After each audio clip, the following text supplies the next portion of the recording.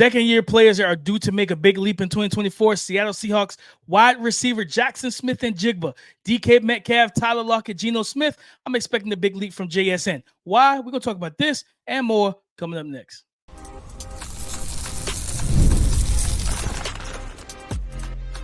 You are Locked On NFL Draft, your daily podcast covering the NFL Draft. Part of the Locked On Podcast Network, your team every day.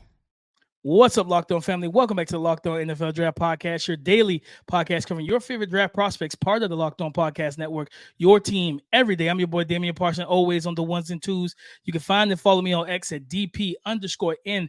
I'm a senior draft analyst, and thank you for making Locked On NFL Draft your first listen today and every day. Shot for being our everydays. You know I got to kick this intro to my guy, Mr. LSU himself, Keith Sanchez. You can find and follow him on X at The Talent Code. You can talk to him, baby.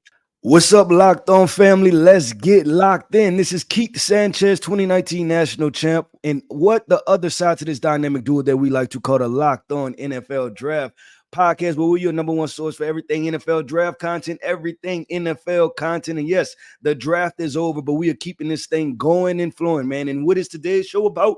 Today's show is about the second-year elite players, right? The Jaxon Smith-Njigbas, the Bryce Youngs, the Quentin Johnstons. We're going to have some really good discussions about those guys. What are the expectations moving into their second year of NFL football? And listen, I want to say shout out to everydayers. Thank you for tapping in with us each and every single day. Make sure you hit that like button. Make sure to comment. And if you're not subscribed to the YouTube channel, go ahead and subscribe to the YouTube channel. DP, before we get started, man, why don't you hit them with our title sponsor? Today's episode is brought to you by Game Time. Download the Game Time app, create an account, and use the code LOCKEDONNFL for $20 off your first purchase. Terms and conditions apply.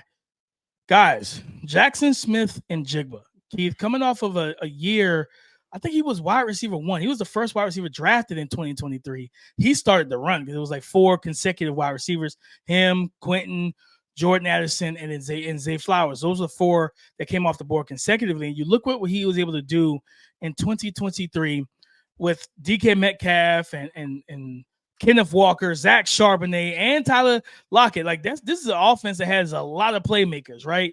63 receptions, 628 receiving yards, 4 receiving touchdowns on the season. And I have him as a guy that I expect to take a big leap next year. I think that we're going to start. I'm not saying you phase out Tyler Lockett, guys, but I do feel like JSN has to take that step in the rotation as the wide receiver 2 in 2024, right? So where I want to cut you off and ask you why. I think the people would ask why to both questions, right? Why do you have to start phasing Tyler Lockett out, in your opinion? And then why does Jaxon Smith-Njigba have to be the wide receiver 2 for this offense?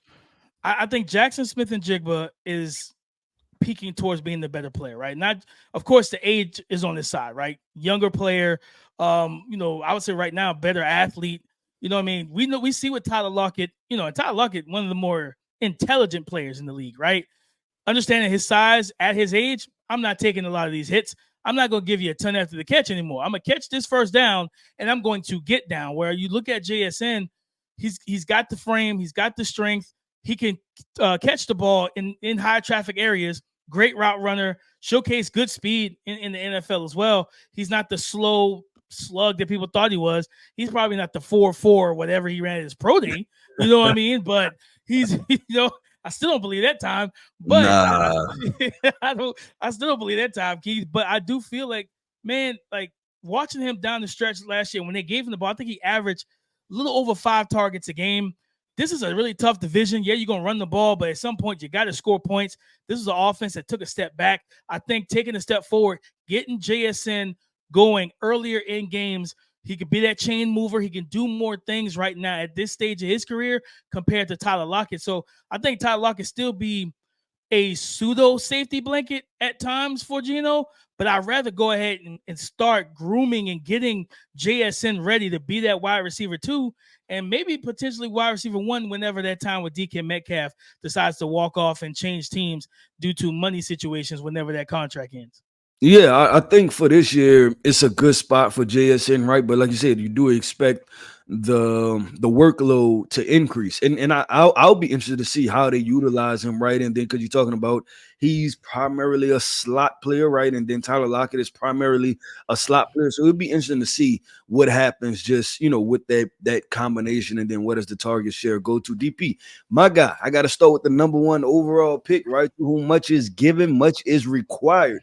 Last year, Bryce Young, season stats, right? 2,800 yards, 11 touchdowns, 10 interceptions, a QBR of 33.4. I believe. Sheesh. Yeah, I think that's on a 100-point scale. And so the conversation is this, that we always talk about with quarterbacks, situations matter, right? Situations, they matter. And we identified very early on, before they even played the season, right? Before even game one, it was like, this is not a very good wide receiver core. This is not a very good offensive line. This appears that this can be a problem, right? And from the very outset, DP, it was a problem, right? It was a problem, and people tried to diagnose it, and they tried to go to play design and everything else. And it's as simple as what was on the field, right? Like simply, hey, can you get open? And we said that they're going to play man across the board, and then they're going to force these guys to get open. And I don't think anybody changed that, right? And so you've seen this offense struggle, you've seen Bryce Young struggle. But if we stay true to what our notion is that situations help quarterbacks more than people like to talk about.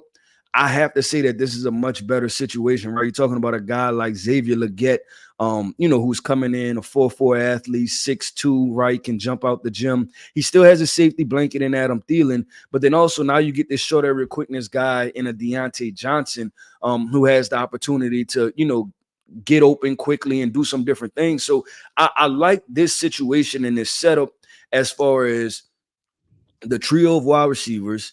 Then you add in the Jatavian Sanders, right? And then I'm still looking at, the number one tight end, Tommy Tremble. So which is another interesting piece to add into that. But hey, if you get, and this is a interesting situation, right? But you're talking about that second trio of wide receivers, right? So after the top three, the next three that come off, right? You're talking about Terrace Marshall, you're talking about Amir Smith-Marset, and then you're talking about Jonathan Mingo. If you're able to get something out of one of those guys too, or even something out of two of those guys, now you're talking about a top five situation, right? You're talking about having five wide receivers, and you like a Jonathan Mingo as a wide receiver 4 versus him being your wide receiver 1, which he was asked to do early on last year, is what they thought he was going to do. No, 100%. They drafted him, Keith, to fill the shoes of DJ Moore, who you traded to get Bryce, right? You rarely ever see a team say, let's go get a number one quarterback, but let's trade away our best wide receiver to do so. No, you try to trade somebody else. You trade Brian Burns. You trade JC. You trade a defensive player. Keep 100%. Your number one wide receiver for that quarterback who's going to be a rookie. And I think, and I saw, shout out to my boy Monty Fetty off of Twitter. He's a Carolina Panthers fan, one of my guys. I think he tweeted out this past weekend, he saw a lot of DJ Moore in Xavier Legette's game as well. And I was like, you know what? That's not a name that ever popped into my mind. But then I started thinking about it, and I was like, that kind of fits in terms of you talking about, and this is the things that I think about, Keith. What would DJ Moore would have done for Bryce Young? Give him a true target hog. Give him a guy that slants, in cuts, deep crossers, shallow crossers. Give him a big body, strong physical guy that can make plays after the catch.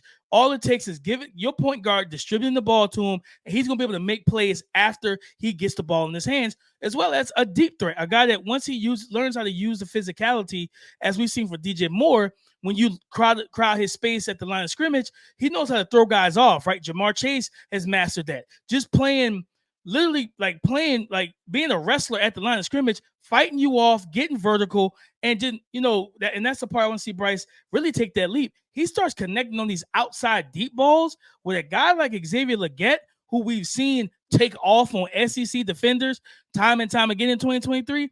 That's a big get. So Deontay Johnson, and then I can't even forget the undrafted kid, Jalen Coker, that a lot of people are hype about in Carolina, and they're expecting him to probably push one of these Mingo, a TMJ, Amir Smith-Marset, to push one of those guys for playing time. So I can't wait for training camp, Keith, to be able to go to Charlotte, see how this team plays. But Bryce Young has a better core, and you didn't even bring up Jatavian Sanders.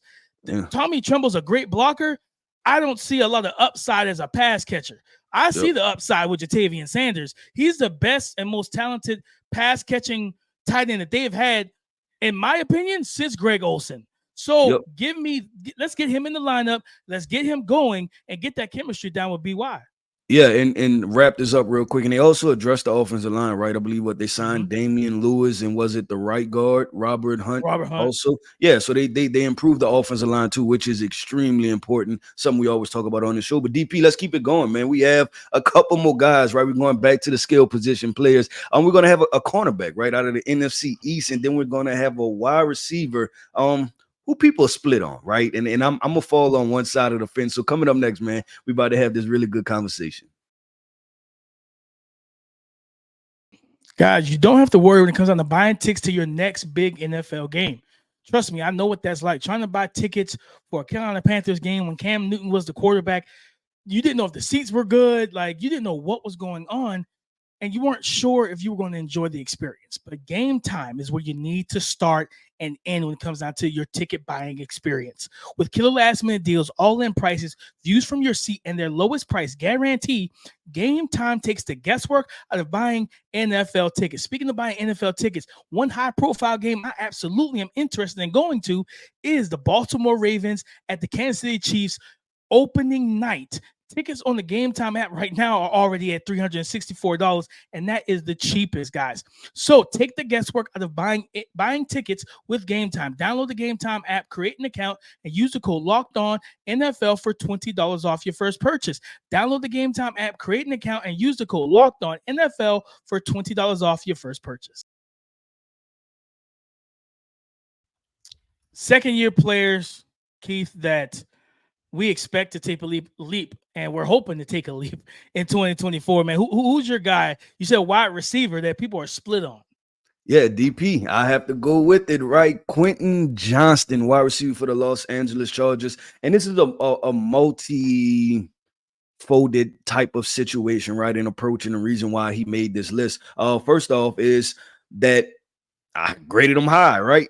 So he needs to pan out, DP. He needs to pan out. He needs to do his thing. But last year he had 38 receptions, 430 yards, 2 total touchdowns, right? And I thought that if you asked me how did his rookie year go, I would say probably a roller coaster, right? Highs and lows. There were some ups and downs, peaks and valleys, right? I think that's the best way to say it, is because there was some very explosive moments, right? We like, it's about to turn on. Then there were some moments where there was some concentration drops, or, routes not being ran the right way, coaching staff and, little things coming out. So I would say some peaks and valleys as far as what Quentin Johnston's rookie year was. But why did he make it the second time, right? Why did he make this list? In the second part of what I was trying to say was that everybody else gone.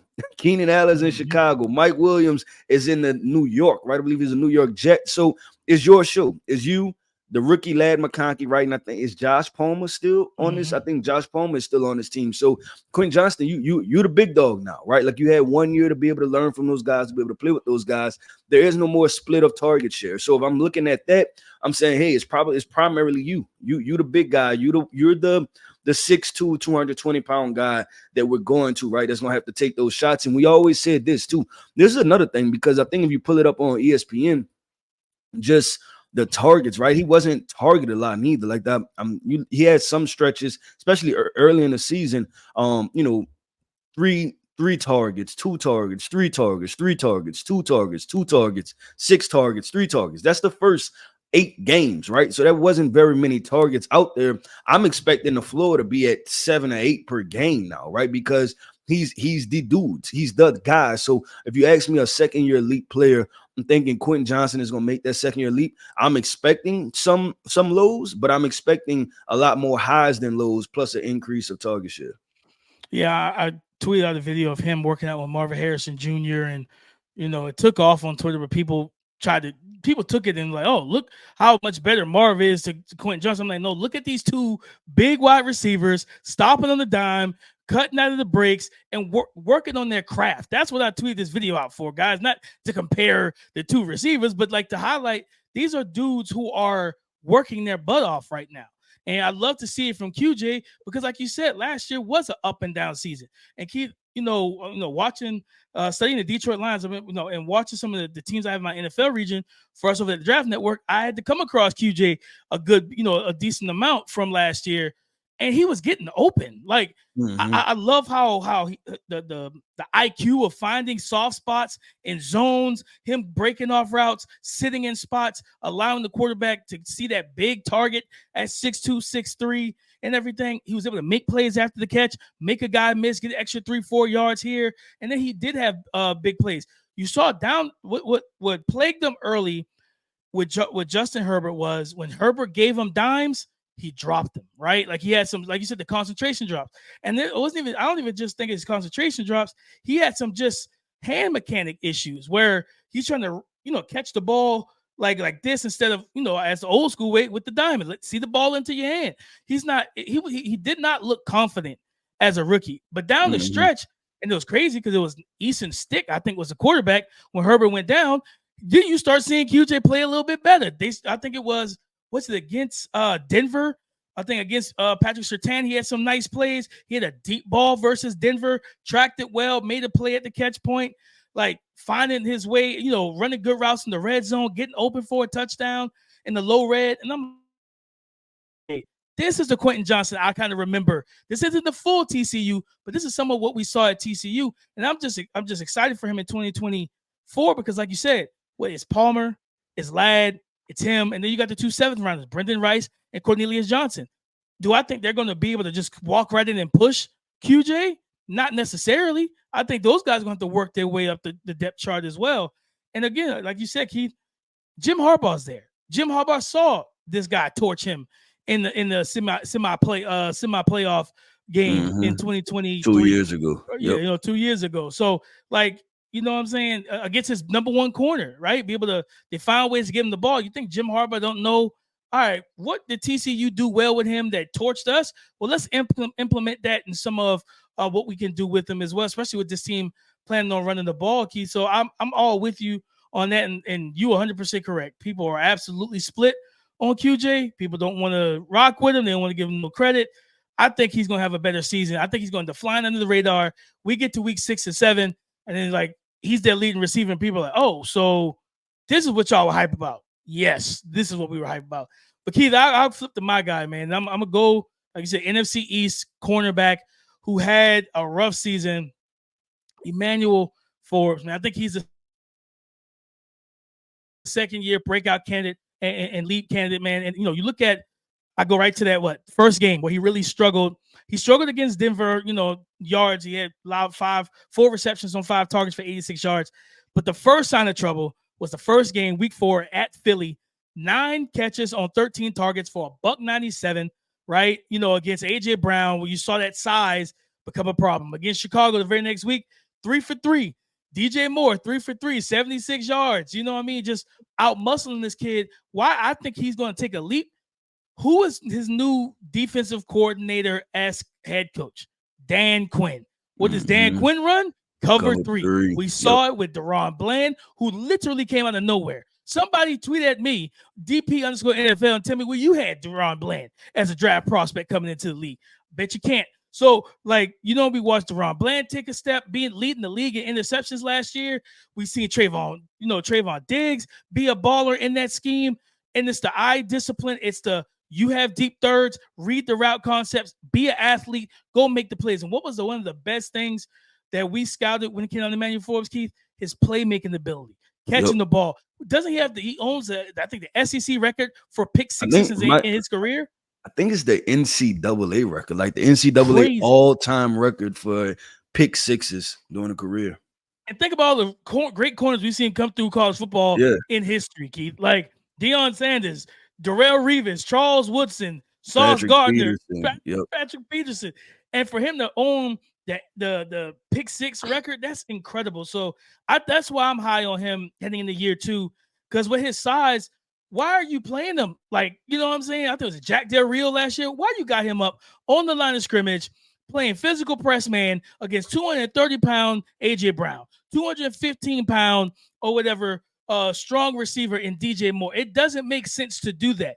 You play him off, you play him in zone, You give him some off-man coverage and allow him to just read and react and not have to get hands-on. Roger McCreary, his rookie year, walked into the NFL and wasn't getting bullied around like that. Why? Because he said, I'm a soft press you. I'm not going to hard press. If you want to play man, that's what you do with Emmanuel Forbes. But I think he's going to be he's going to have a big year, Keith, in this Dan Quinn system, in my opinion. Yeah, I'm right there with you, and I thought that was a rather good name pull, especially somebody that people, I think they've written off almost already, which is crazy to do it after a rookie year, but everything aligns, and that's why we always talk about situations. That's why even when we go through draft prep, right, we talk about where do we like players as far as scheme-wise and what they, the pros, the cons, and what is their, we always talk about this, their path to success, right? What is their path to success? And I think that Emmanuel Forbes being with Dan Quinn, being in a cover 3 scheme gives him a more clear path to success and being a successful corner. Because like we said, we know the ball skills are there. But DP, let's keep going, man. And I am going to Bills Nation, right? Bills Mafia to talk about my next guy, my second-year guy that had a good year, but I'm expecting an even bigger leap from him. So coming up next, man, we're talking second-year players, second-year leaps. Today's episode is brought to you by FanDuel, America's #1 sportsbook. Guys, it's winner take all time in the NBA and NHL. And FanDuel's giving you a shot to bring home a big win of your own. Because right now, new customers get $150 in bonus bets with any winning $5 bet. That's $150 in bonus bets back with any winning $5 bet for new customers. Again, that's $150 that you can use to bet on everything, guys, from spreads to money lines, player props, and so much. And I mean so much more. So that's not a deal that you want to bypass or pass up on. Not if you ask me. What can you do? How can you accomplish this? Well, let me tell you. Just visit FanDuel.com/lockedon and make every playoff shot count. Just visit FanDuel.com/lockedon and make every playoff shot count because FanDuel is America's #1 sportsbook. Thank you for making Locked On NFL Draft your first listen today and every day. Shout out for being our everyday. As Keith, we are sticking in the AFC East, the both of us, man. And Keith, I gotta say, like that is we didn't talk about this, but we're both in the AFC East, man. So Dalton Kincaid, second-year leap. Like you said, he had you alluded to good rookie year. Let's talk about it. That second year for Dalton Kincaid. Yeah, so I'm looking at it, right, in season statistics at 73 receptions, right, 673 yards, 2 touchdowns. I expect all of those numbers to increase, DP. And I just talked about this with Quentin Johnston, right, and partially because it has to. I am a fan of Keon Coleman from the perspective of I think he's a talented football player. I thought he was a first-round guy. He didn't go in the first round. He went in the first pick of the second round. That's fine too, right? But with it's him and Dalton Kincaid, right? And everybody knows that I like Khalil Shakir also. But I expect Dalton Kincaid's share to go up, like because you're talking about 100+ targets for Stefon Diggs, right? It has to get split somewhere. And they drafted this guy because I feel as though they felt that we're going to try to run this offense through a tight end like the Kansas City Chiefs have done, right, with Travis Kelce. So when I say that, what is the next leap? The next leap is this, that Travis Kelce, I want to pull up his numbers. You're talking about 1,000-yard a year wide receivers, right? I think that's the next step for Dalton Kincaid in this offense because it's going to have to be. The 2 touchdowns, I expect that to increase, right? I would love to see that closer to the 10-ish mark, right? So I'm looking at Travis Kelce the past couple of years. He went for 984 last year with 93 receptions. 2022, he went 110 receptions, but 1,300 yards and 12 touchdowns. So somewhere but closer to the 85 to 90, closer to the 1,000-yard mark, and closer to the double-digit touchdown mark for Dalton Kincaid. And like I said, it's more so because he has to, but I think he has shown that he's a skilled player. And I thought that he started to look like an NFL guy. And what I mean is that the game slowed down for him and he looked comfortable playing the game of football at the highest level. Absolutely, Keith. I 100% agree with you. I love the name pull. And as a rookie, he had 91 targets, right? So, so that he's not even far off of that 100, but I'm with you. I want to see 110, 115 for him because he's such a difficult cover for linebackers and even safeties as well, Keith. The route run. Remember the game that really put him on the map in the 2022 college football season was a USC game where he absolutely torched them. And everybody was like, man, like this dude can ball. Because I think before that game, I think most people in the scouting community were looking at Brant Keithy, the other tight end, as being the dude. And Dalton Kincaid just took that leap. And then even for more context, to add to your point, the last three, like the last two regular season games in the first game in the playoffs, right? The wild card game against Pittsburgh, on New Year's Eve against the New England Patriots, 7 targets, 4 receptions, 87 yards, over 21 yards per attempt. The final game of the regular season against Miami, 8 targets, 7 receptions, 84 yards, 12 yards per. Against the Steelers in the wild card, 6 targets, 3 receptions, 59 yards, 19, almost 20 yards per catch, and he had a touchdown in that game.